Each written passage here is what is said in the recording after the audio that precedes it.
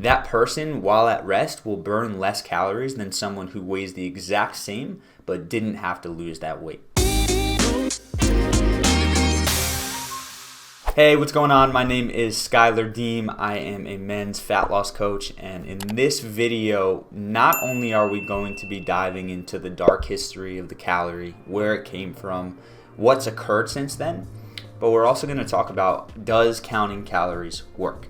Right? Is counting calories an effective strategy to lose weight? Now, if you've been around the block for a while, you've probably seen a lot of people out there teaching that if you want to burn fat, you have to be in a calorie deficit. And this is absolutely true, right? This is a law of nature. If you are in a calorie deficit, if you are burning more calories than you consume, you will burn fat. Now, does that mean that you need to count calories? Does that mean that you need to pay attention to the amount of calories that you're eating? So here's my take on this. And I'm gonna preface this that I have never successfully counted calories. I tried it for one day.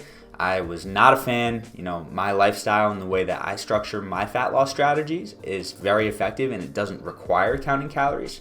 And so I tried it for a day. Within a couple hours, I was just overwhelmed, confused by logging all these numbers, and I was just like, it's not worth it. Now, with that being said, like I said, counting calories can work, right? It can work if you do it strategically, if you do it the right way, if you don't just focus on the numbers, but you focus on prioritizing whole, real foods. But it potentially could cause more problems than it creates. Now, before we dive into it, let's kind of talk about the background of calories, right? What is a calorie? So a calorie is a unit of energy. It's as simple as that. Back in the 1800s, around the 1860s, was where the modern nutrition era kind of kicked off. Before then, people were just focusing on eating real, whole, healthy foods. But in the 60s, there was the invention of something called the calorimeter, which was basically a machine to measure how much energy was being expended. And so in the 1860s was technically when the calorie was born. Now here's the crazy part, right? Before then, like if you look at pictures of people back in the olden days, no one is overweight. People didn't need to count calories. You think about even further back, the cavemen didn't need to count calories. And this really wasn't a thing that people knew of until it was created in the 60s. Now, fast forward to 1918, and a book called Diet and Health with the Key to the Calories by someone named Lulu Hunt Peters was published, and it sold over 2 million copies. And so this was really the era where things started to shift. Now, the issue that this created, because people started to really count calories during this time, was that there was less attention paid to the quality of food and it was more focused on calories. Now, before we really dive into what that means, I do also want to note that the author of that book, Dr. Peters, was also the person who began the indoctrination of associating morality with food, right? Basically that if you're not healthy, if you can't control what you eat, it's your problem and there's an issue of morality that you need to fix, which of course brings in shame, guilt, all these other things that are not important and actually really, really detrimental when working on your health. And so people started focusing more on calories and less on food quality. What did that actually do? What did that mean? Now let's fast forward to kind of present day, and there was a study in 2016 in the journal Obesity, and it was basically research into what happened with contestants after they went off the show The Biggest Loser. Now that show was basically people who were extremely obese came on, and their goal was to lose as much weight as possible in a specific time frame. Now, number one, what they found was that most contestants after the show just ended up gaining the weight back and even more. But what's really interesting here is that they found that people who lose that amount of weight by restricting the food that they eat actually drastically slow down their resting metabolism. We got a little visitor. And so basically what that means is that if someone loses a lot of weight from being in a calorie deficit or restricting what they eat, that person, while at rest, will burn less calories than someone who weighs the exact same but didn't have to lose that weight. And so what that means is that in order to maintain that new weight, that person's gonna either have to exercise a lot more than the average human being or consume a lot less calories, which is usually just leading to low energy and hunger. Along with that, there's also hormonal changes in the body. So ghrelin, the hunger hormone, shoots up. Leptin, the fullness hunger hormone, goes down.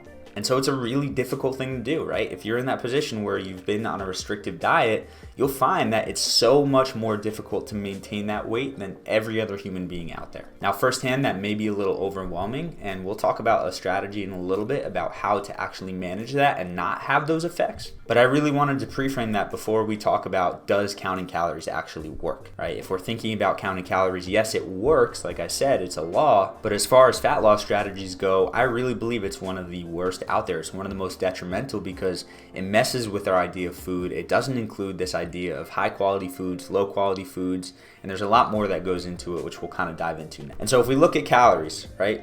Calories in, calories out, it always works. However, there are so many factors that go into how many calories you consume and how many calories you burn. And so just a couple examples here. So your gut health can massively impact how you process calories. There's a study published in the journal Cell that found that the presence of a specific type of gut bacteria in mice actually blocked their intestines from absorbing as many calories from the food they ate. And then there was also research conducted at the Weizmann Institute of Science that confirmed that there are specific gut bacteria that are more prevalent in folks who are overweight and or insulin resistant. And so someone who has this bacteria, someone who doesn't really have the gut health of someone who's extremely healthy and in shape, is going to have a much more difficult time absorbing certain calories and absorbing nutrients. Now, along with that, when you think about calorie counts, they're kind of just going as if every single person's body is the same, when everyone's body interacts with certain things in very different ways. You as a human being are unique, and to say that this 50-calorie apple is going to be interacting the same in your body as my body just completely ignores the complexity of what digestion actually is. Now, along with that, I keep saying this, how do you measure, right? You can count calories in that you're consuming, but how do you accurately measure calories out? You could go to a calorie calculator website and try to figure it out, and they'll give you an estimate. But again, we are so different, and depending on our lifestyle, a lot of things can impact how many calories we're burning. Just some examples here. So sleep can massively impact stress. Exercise obviously is going to impact how many calories you burn, but then also the quality of food you eat. There's a study published in the Food and Nutrition Research, and basically what they found was that eating processed food led to a 50% reduction in calorie burn after the meal compared to eating whole food. And so basically two groups of people had the same amount of calories that they consumed, but the amount of calories that they burned was massively different based on whether those calories came from whole foods or processed food. And not only that, but hormones go into this, insulin in the body goes into this. There's so many different factors at play that it's really, really difficult to accurately track and to also make sure that you're eating the right foods that allow you to do this in a way that's healthy for your body, and most importantly, that's sustainable. And so at this point, you may be a little overwhelmed, you may be a little confused, and so let me just kind of break down our system and how we avoid counting calories and still losing weight. So our focus is really twofold. We have a couple different things in our program, but we focus on, number one, high quality foods, right? That's it. Upgrading your ingredients, which is something we talk about a lot on this channel, but also just making sure that you're consuming real food. That if you have the option to consume a brownie that's been home baked versus a brownie in this processed box that you just mix with a ton of other bad ingredients, choose those good brownies every single time. But along with that, where our guys see the most results, and this is actually the coolest part of this, is through fasting. So if we look at fasting and how the body responds to it, if you're eating less, your leptin, which is that fullness hormone, goes down. So that means you're going to be experiencing more hunger. But when you eat nothing, right, when you fast, your leptin actually goes up, which is so backwards for people because they think if they're not eating, they're going to be more hungry. But what my clients have found is that when they implement some strategic fasting into their routine, they're not as hungry as often. Same thing goes with your metabolism, right? Eating less actually slows your metabolism, but eating nothing when you're fasting actually speeds your metabolism up. And so it's the reason we teach what we teach. It's one of the most effective ways and healthiest ways for your body to start to just let go of this fat without feeling like it has to pack it back on, without slowing everything down and making it more difficult to maintain where you're at. So if you want to learn a little bit more about fasting or our process, check the link in the description of this video for a training we put together. This training is going to break down just from A to Z our entire process, and that way you can decide if this strategy might be a good fit for you. But with that being said, make sure to like this video, make sure to subscribe to the channel, and hit that bell icon to be notified when we release new videos. And if you want to leave me a comment down below, I'd love to hear from you. Have you counted calories before? And if yes, what was your experience like? That's all I got for you today, guys. Make sure that you're going out there and you're paying attention to the quality of foods. And of course, as always, make sure to eat smart, move more, sleep deep, and be grateful for this moment. I'll see you in the next video.